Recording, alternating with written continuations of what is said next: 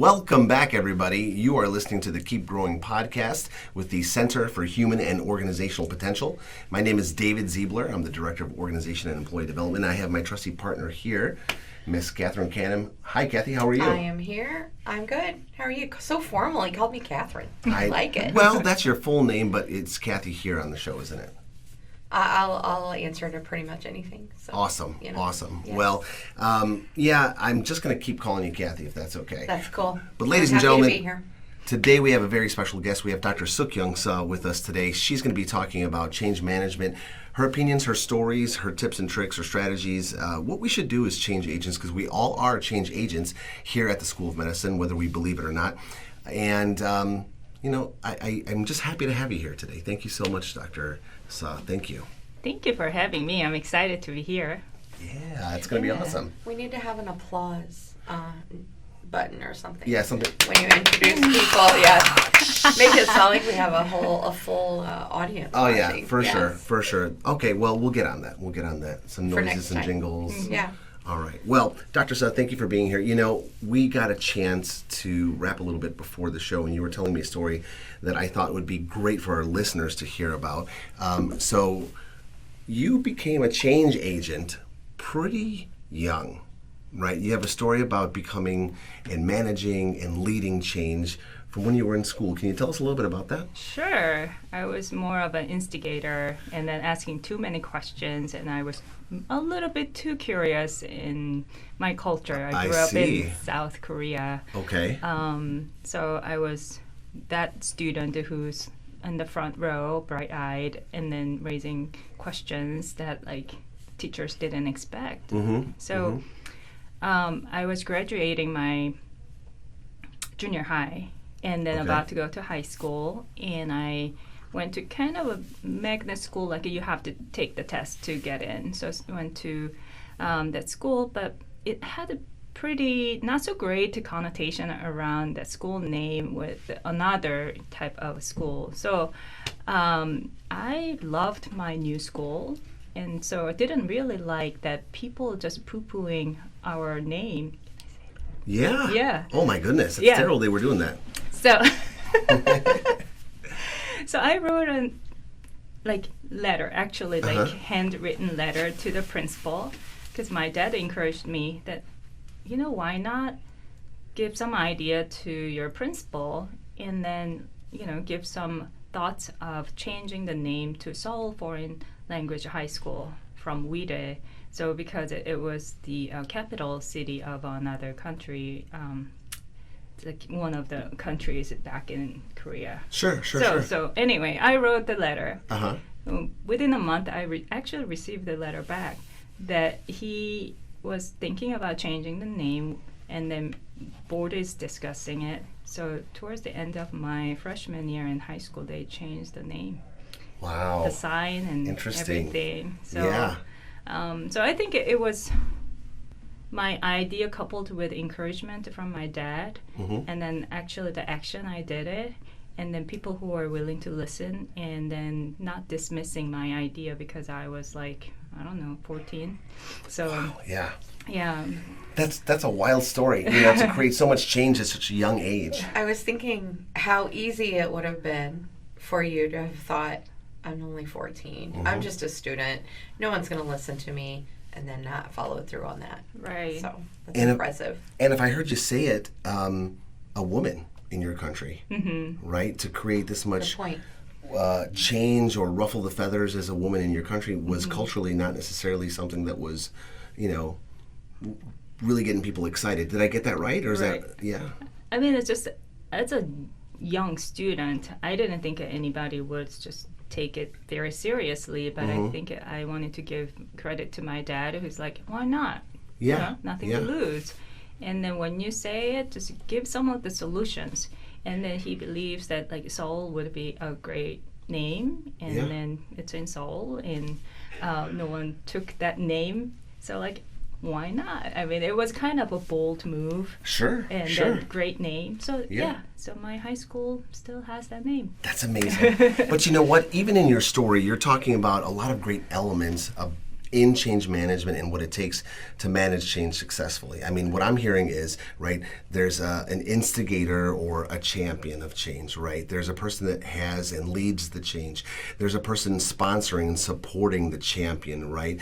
There's input that's being shared. There's reasons and information as to why this change is important, right? And these are elements that, I've heard of from certain change management theories that you are the expert on.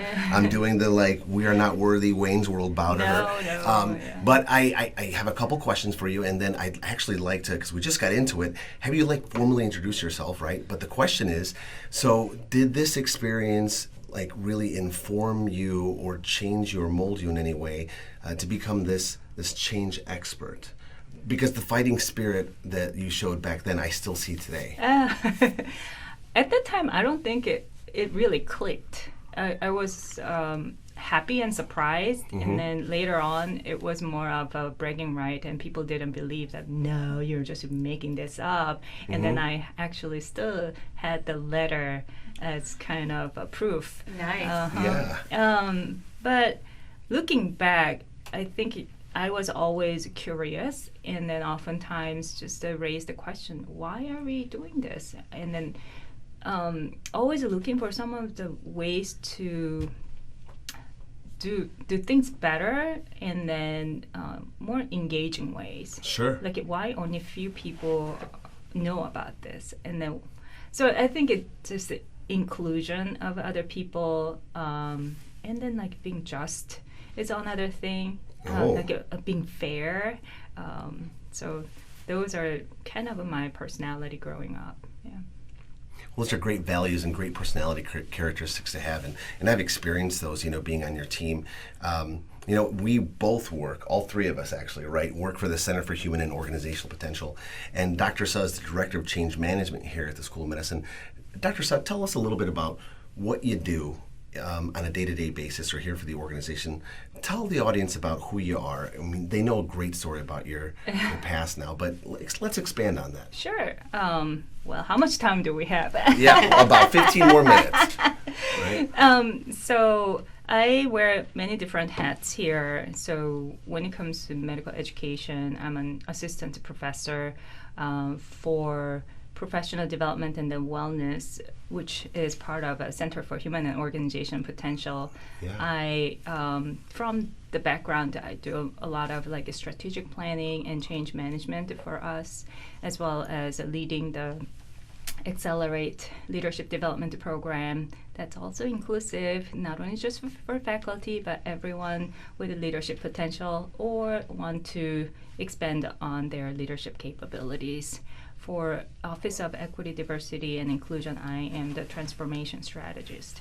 So it's kind of a mouthful. That's awesome. Yeah. But the way I see myself is I am empowering and equipping individuals and organizations to tap into their potentials, and then I weave my expertise and then experiences in change management, adult learning, my consulting experience before joining SIU, and then leadership expertise. Boy, that is a elevator pitch. That's fancy. That is top tier. That is top tier. That's amazing. You do so many wonderful things here at the School of Medicine. You have so much expertise. We don't have much time. I know we can probably talk to you for many different podcast episodes. But if it's okay with you, I'd like to also inform the audience that you're a time prioritization and management expert as well.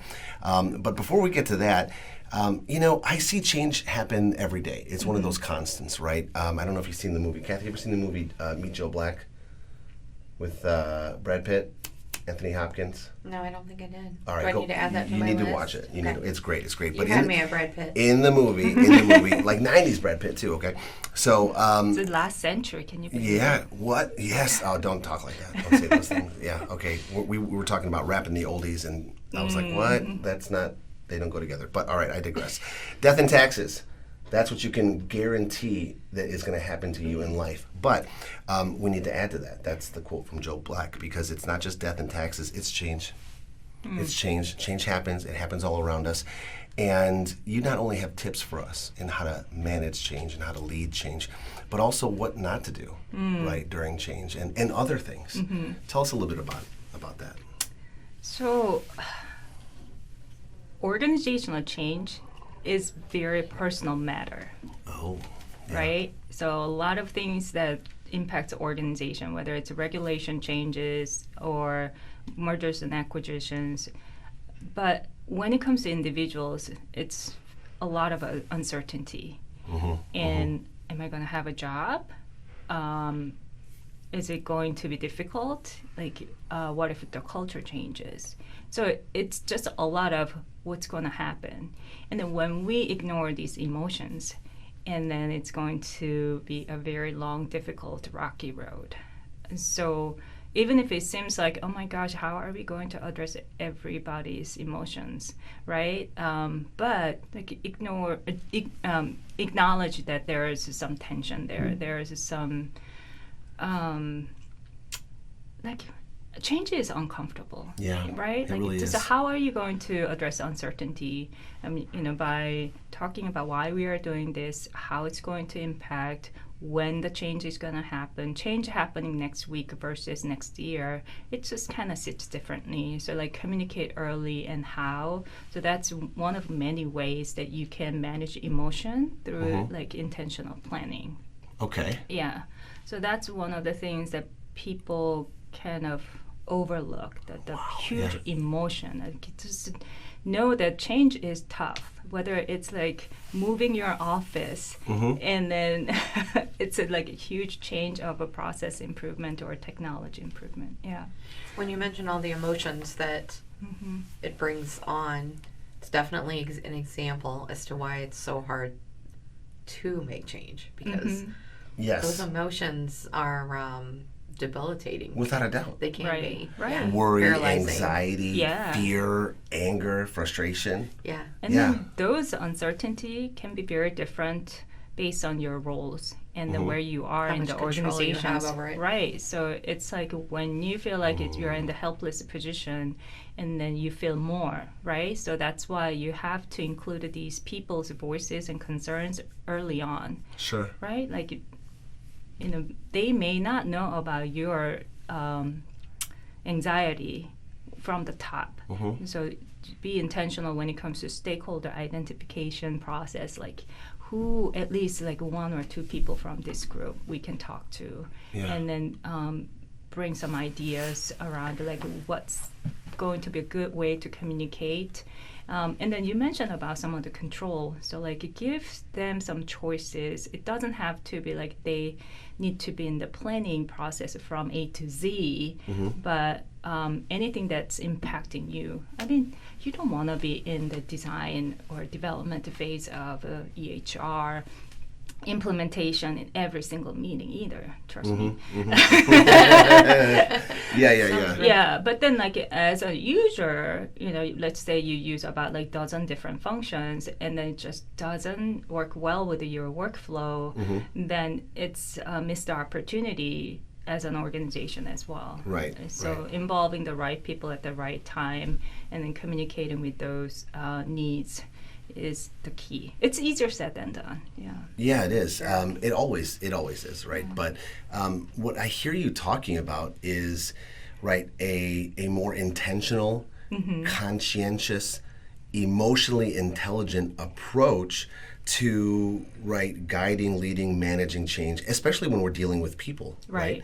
I think traditionally, many people in all organizations, many leaders, they try to ram change into. I'm thinking of like a Nintendo cartridge into the Nintendo. Our younger listeners won't get that, right? But you're trying to fit, the circle into a square. circle into a square, and it's just like, we're changing, and that's what's changing, and you're changed. Okay, welcome everybody. We're not thinking about the people, right? And that's who the change is affecting. So the big difference between the project management and organizational change management is, in the simplest term, like organizational change management manage the people side of the change. So the one who's going to use the new process and then be in the new culture, who's going to lead in the new setting, and then are they trained, are they on board, and then are they ready to lead and communicate? Yeah. So it was kind of viewed as icing on the cake. Mm-hmm. And I did not like that comment. So I was still senior consultant back in the days, and when someone mentioned that, you guys are the one who puts a smiley face on the board, so like, oh. Yeah, those are fighting words. yeah. It's diminutive. Right? Right. So I had to of your expertise. Yeah. I had just a educational moment to kind of told the entire practice team, about like 120 people at the time. They're like, yeah, you guys say that we are the icing on the cake, but really, do you really want the cake without the icing? It's not a cake. It's not a cake. It's not a cake. And then without the icing, just sweetbread. It's a muffin, yeah. Without the icing, you don't know if it's gonna be a little boy's birthday cake or it's gonna be one of the wedding cake. So you need to have the. That's deep. Right? That is deep. You know what you did? It's what the kids call it, treating them. You treated them.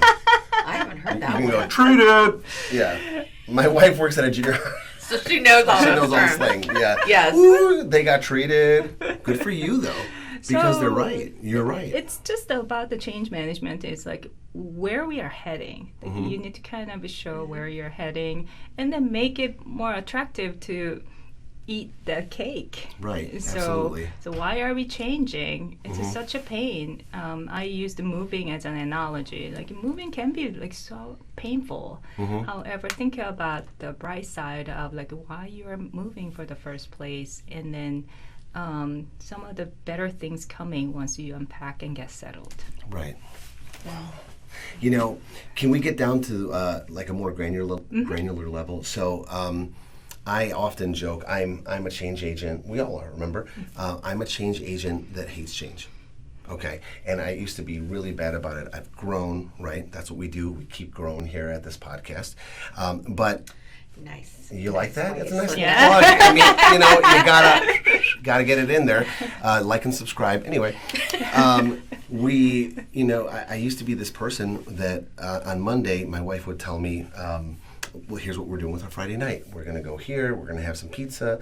We're going to have a couple adult beverages. Then we're going to go bowling. And then we're going to go home. So all week, right, I'm looking, am I going to get the pepperoni pizza or am I going to get the Supreme? Am I going to have, green peppers? I don't know. I mean, I might have a whatever with it, and that might give me indigestion. So I'm envisioning, right, this day. Then Friday comes along, it's 4:15, I got 15 minutes on the work clock. Hey, change the plan, we're going to Bob's for barbecue.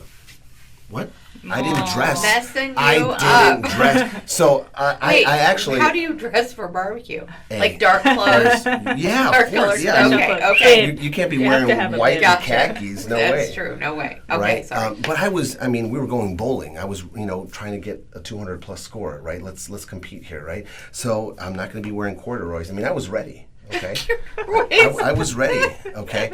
And she calls me 4:15, change of plans. So now I'm upset. I'm frustrated. I'm anxious. And sometimes I would act out. I'd be like, "Hello." No, I hang up because I'm not dealing with that. We're not changing that. Chelsea At doesn't that listen to point, this. at that point, this is how I used to be. Oh, I how you used to be. be. Okay. Yeah, I'm about But you 73% changed. better. Yeah, Okay. because I grew. You This grew. was 13 years plus ago. Okay. Okay. All right, we weren't even married. Sorry, I'm just laughing. I had hair. Thinking of you I had answering hair. the phone. Now I don't. That's how long ago it was. All right.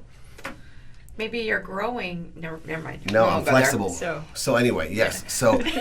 So number one, how do you manage the person that's reacting like that? How do you help them deal with the change, get them on board, help them become a navigator? And then two, if I'm that person, what are your recommendations for working through that, dealing with it, becoming a better change partner? So the first part is someone who's like reacting to the change kind of negatively, Yeah, or like absolutely. have some strong emotions Yeah, around. you're their peer, Okay, you're yeah. their leader, you're their buddy, whatever. So if you are working with that person, then it's important to acknowledge that it can be frustrating. Yeah. Rather than like, grow up, or like dismissing. It doesn't really go anywhere. Right. So it's just like, I can see why it's so frustrating. And what would have been helpful. So, Absolutely. yeah. So you're empathizing, sympathizing, not activating. Right. Because that would activate me. You're Right. being a baby. What? Yeah. Yeah. And then like the other person doesn't feel like they were heard and validated. Like already first incident of like change happened, I didn't know about it, and then it's happening sooner than I thought, right? And so what would have been more helpful, and then what do you need right now? So instead of like how can I help you, I think what do you need, it really kind of it helps the other person in the mindset of like, okay, let me think about what do I need, and then be active, and that helps them to increase their agency and the sense of control. Initially, when I first started like change management work over 20 years ago, I was afraid of those emotions and then people who are angry.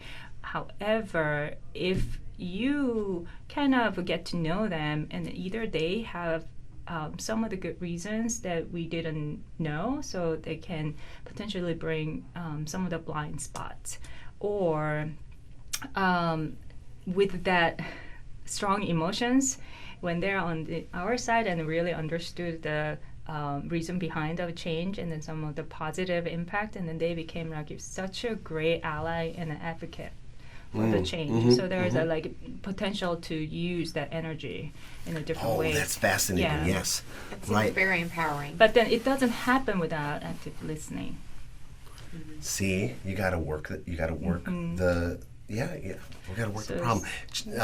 Cathy's giving me the time signal here. We're having a good time here, though. But you know what? We're going to do a part 2, ladies and gentlemen. So if you are interested in continuing to hear this exact conversation, right, we're going to do a part 2. Chime into that one. Again, like and subscribe. Dr. Suh, thank you so much for being on. We really appreciate it. But we're going to keep going. There is a part 2, but I wanted to make sure I still said thank you. Oh, all right? Thank you so much. Yes, It's a thank pleasure. We'll see you folks later, Yeah. all right? Thanks for listening to Keep Growing. Thanks for listening.